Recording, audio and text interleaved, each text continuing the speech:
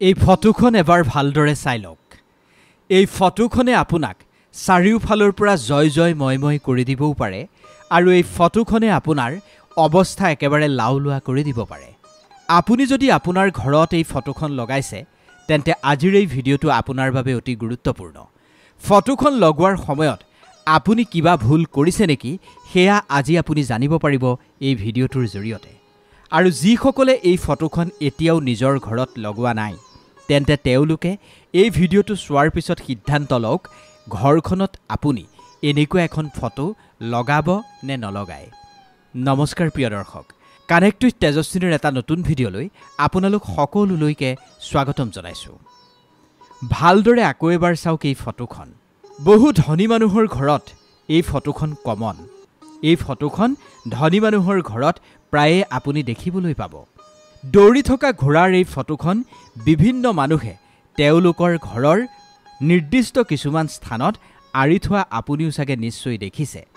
এই ফটোখন মানুহে কিয় নিজৰ ঘৰত আঁৰিব লাগে, এই ফটোখন আঁৰিলে ঘৰখনত কি লাভ হয় সেয়া জানি লোৱাটো খুবেই জৰুৰী। আপোনাৰ ঘৰখনত ফটোখন অঁৰাৰ পূৰ্বে আপুনি কোনবোৰ কথা গুৰুত্ব দিব লাগিব সেই বিষয়েও আপুনি জানি লোৱাটো দৰকাৰ। সেইবাবে এই ভিডিঅ'টো আপুনি শেষলৈকে চাব। দৌৰি থকা বগা ঘোঁৰাৰ এই ফটোৰ আপুনি নজনা ৰহস্যৰ বিষয়ে আজি মই এই ভিডিঅ'টোত ক'বলৈ চেষ্টা কৰিম। আপোনাৰ জ্ঞাতাৰ্থে এটা কথা জনাই থওঁ, দৌৰি থকা বগা ঘোঁৰাৰ এই ফটোখনে কিছুমান ঘৰত একেবাৰে কাম নিদিয়ে, ঘৰখনৰ উন্নতি নহয়। কিন্তু কিছুমান ঘৰত এই ফটোখনৰ কাৰণে চাৰিওফালে নদন বদন হৈ পৰে। এনেকুৱা কিয় হয় জানেনে? কাৰণ ফটোখন অঁৰাৰ সময়ত কিছুমান ভুল কৰা হয়। অৰ্থাৎ ফটোখন যিটো স্থানত আপুনি স্থাপন কৰিব সেই স্থান টুকুৰা সঠিক হোৱাটো খুবেই জৰুৰী। স্থান নিৰ্বাচনৰ ক্ষেত্ৰত যদি আপুনি ভুল কৰে তেন্তে আপুনি উন্নতিতকৈ দৰিদ্ৰতাৰ মুখামুখিহে বেছিকৈ হ'ব লগা হ'ব পাৰে।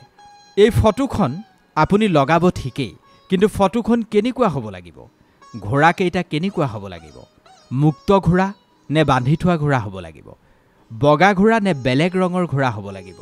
আৰু ঘোঁৰাকেইটা কেনেকুৱা অৱস্থাত থাকিলে আপোনাৰ ঘৰখনলৈ উন্নতি আহিব সেই বিষয়ে আপুনি জানি লোৱাটো দৰকাৰ। লগতে ঘৰখনৰ কোনটো দিশত এই ফটোখন আপুনি ৰাখিব লাগিব সেই বিষয়েও আজি মই আপোনালোকক এই ভিডিঅ'টোত খুব সুন্দৰকৈ বুজাই ক'ম। প্ৰিয় দৰ্শক, 7টা ঘোঁৰাৰ এনেকৈ দৌৰি থকা ফটো ঘৰত লগোৱাটো খুবেই শুভ বুলি গণ্য কৰা হয়। বাস্তুশাস্ত্ৰ, বৈদিক শাস্ত্ৰ বা শিৱ মহাপুৰাণতো এটা কথা উল্লেখ পোৱা যায়, ঘোঁৰা অৰ্থাৎ দৌৰি থকা ঘোঁৰা যদি আপুনি সপোনত দেখা পাইছে বা আপোনাৰ ঘৰৰ বাহিৰত যদি দৌৰি থকা ঘোঁৰা আপুনি দেখিবলৈ পাইছে বা আপুনি সেই দৌৰি থকা ঘোঁৰাৰ ফটোও যদি আপুনি আপোনাৰ ঘৰত লগাই লৈছে তেন্তে এইখিনিক বহুত বেছি শুভ বুলি গণ্য কৰা হয়। শিৱ মহাপুৰাণ আৰু বিভিন্ন সন্তই এই সন্দৰ্ভত খুব সুন্দৰ বৰ্ণনা আগবঢ়াইছে। অশ্ব অৰ্থাৎ ঘোঁৰাক বহুত বেছি শুভ বুলি গণ্য কৰা হয়। ভগৱান ভোলানাথৰ বাহন বুলিও কোৱা হয় এই ঘোঁৰাক। কল্কি অৱতাৰতো ভগৱানে এই ঘোঁৰাৰ পিঠিত উঠিয়েই পৃথিৱীলোকলৈ আহিব বুলি কোৱা হৈছে। দৌৰি থকা এই ঘোঁৰাৰ ফটোখন দেখিবলৈও খুবেই সুন্দৰ। লগতে এই ফটোখনে আপোনাৰ ভাগ্য উদয় হোৱাৰ ক্ষেত্ৰতো যথেষ্ট সহায় কৰে।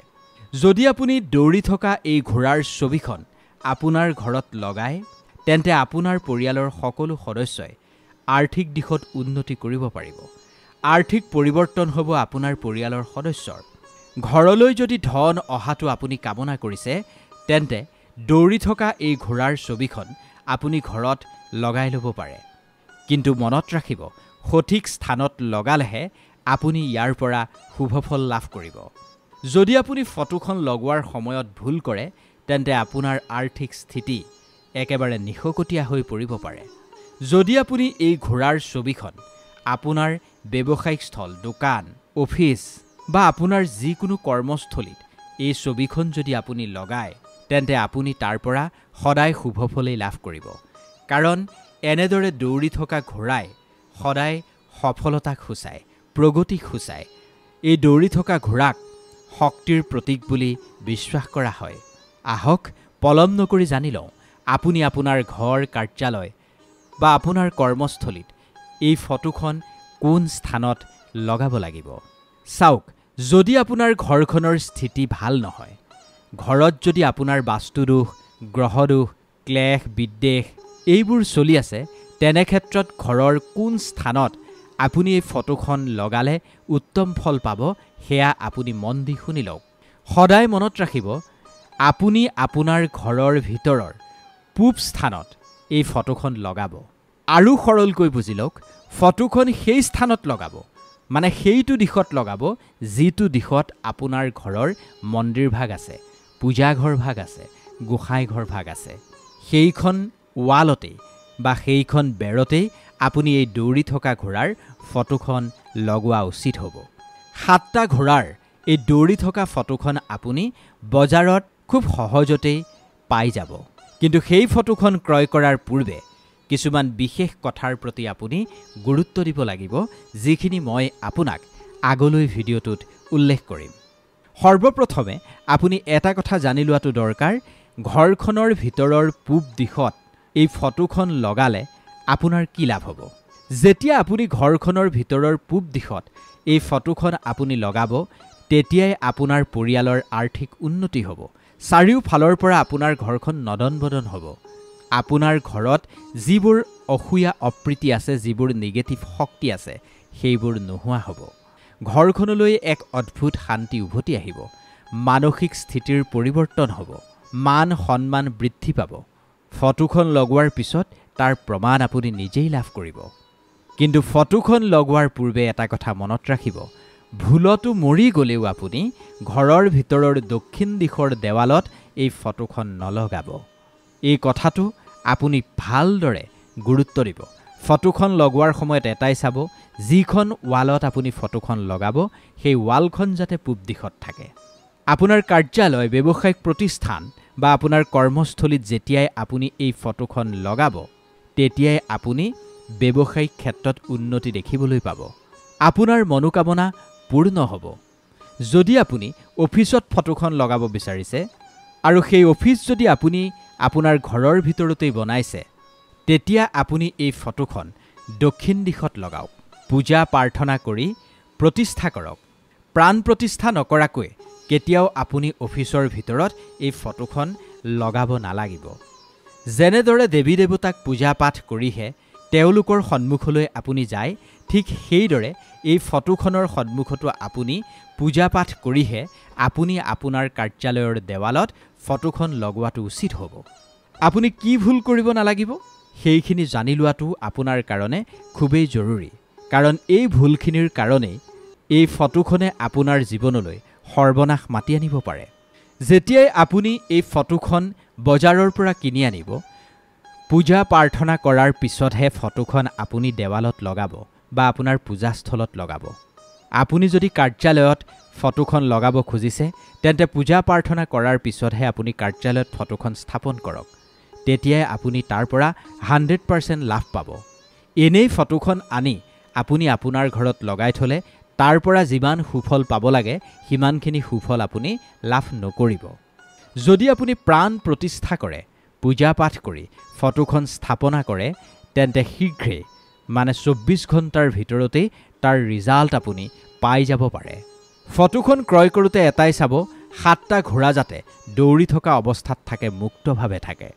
যিখন ফটোৱে আপুনি ঘৰলৈ আনিব সেই ফটোখন যাতে একেবাৰে সাফা আৰু স্পষ্ট দেখি ধুৱলি কুৱলি হৈ থকা ফটো আপুনি ঘৰত নলগাব প্ৰতিটো ঘোঁৰাই যাতে ভালদৰে সাফা হৈ থাকে স্বচ্ছ হৈ থাকে স্পষ্ট হৈ থাকে তেনেকুৱা ফটোহে আপুনি ঘৰত লগাব এটাই মনত ৰাখিব 7টা ঘোঁৰাৰ যিহেতু ফটো ইটোৱে সিটোৰ লগত যাতে বান্ধি ৰখা নহয় আটাইকেইটা ঘোঁৰা যাতে মুক্ত অৱস্থাত থাকে সেই কথাটোৰ প্ৰতি আপুনি গুৰুত্ব দিব সেই 7টা ঘোঁৰাৰ যিটো ঘোঁৰা মাজত থাকিব যিটো মুখ্য ঘোঁৰা হ'ব সেই ঘোঁৰাটোৰ মুখমণ্ডল যাতে প্ৰসন্ন অৱস্থাত থাকে প্ৰতিটো ঘোঁৰাই যাতে দৌৰি থকা যেন আপোনাৰ অনুভৱ হয় তেনেকুৱা ফটোহে আপুনি ঘৰত লগাব আৰু যিটো ফ্ৰেমত আপুনি ফটোখন ৰাখিব সেই ফ্ৰেমটো যাতে ভগা চিগা নহয় সেই কথা আপুনি মন দিব আৰু ঘোঁৰাৰ ৰঙৰ বিষয়ে যদি মই আপোনাক কওঁ আটাইকেইটা ঘোঁৰা যাতে বগা হয় 7টা দৌৰি থকা বগা ঘোঁৰাৰ ফটোহে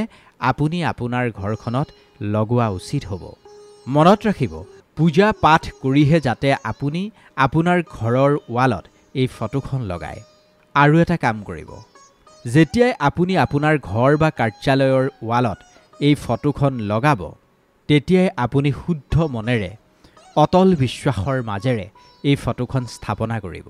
এই বিশেষ ফটোখন এটা ইতিবাচক শক্তিৰ প্ৰতীক।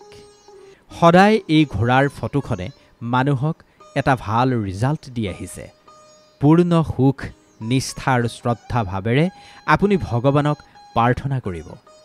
কাৰণ ঘোঁৰাক পূজা পাঠো কৰা হয়, যজ্ঞত ঘোঁৰাক চামিলো কৰা হয়। ঘোঁৰা অবিহনে যজ্ঞ সম্পন্ন নহয় বুলিও কোৱা হৈছে।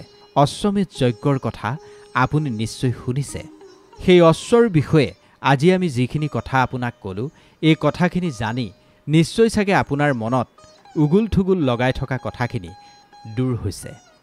এই বগা ঘোঁৰাৰ ফটোখন আপুনি ঘৰত যদি স্থাপনা কৰা নাই, তেন্তে আমি কোৱাৰ ধৰণেৰে আপুনি ঘৰত স্থাপন কৰক।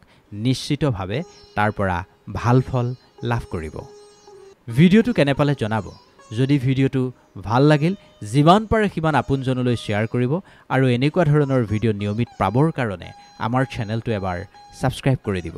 ধন্যবাদ।